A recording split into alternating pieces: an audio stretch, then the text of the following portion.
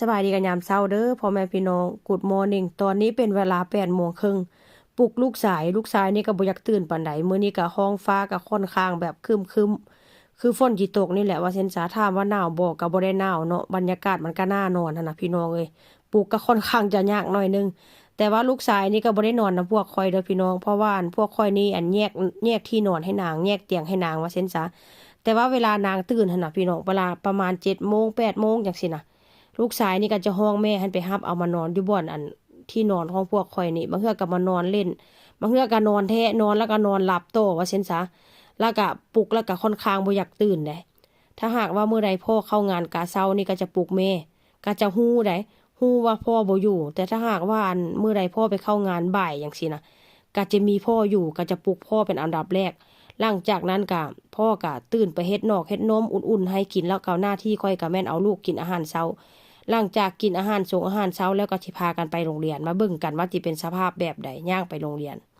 สบายดีกันยามเช้าเด้อไปหำ สบายดีแล้วปะ ตอนนี้เป็นเวลา9:17ถามว่าคนยังอยู่ในห้องไหม คนยังไม่ถึงห้องเรียนเลยจ้านี่ นั่งก็นองแต่แนงมื้อนี้เอาน้ำตาลไปครูที่พาเฮ็ดเค้กตีบอกยังมาฮอดห้องเรียนอยู่เด้อไปเข้า9:00 นั่งดีๆลูกเข้า9:00เช้าเข้า9:00เช้าแต่ว่าก็ยังบ่ฮอดห้องเรียนอยู่ยังอากาศมื้อนี้บ่หนาวเด้แต่ว่าฝนเริ่มสิตกแล้วสภาพยามเช้ากันนะพี่น้องเอ้ย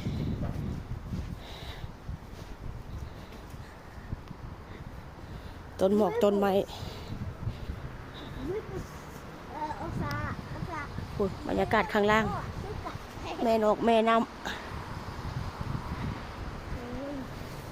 โอ้ยเก๋มันเป็นจังได๋ฮะมันคือหางโอ้ยๆแท้หือเอาแท้เนาะ มันเป็นยังหามมันเป็นยัง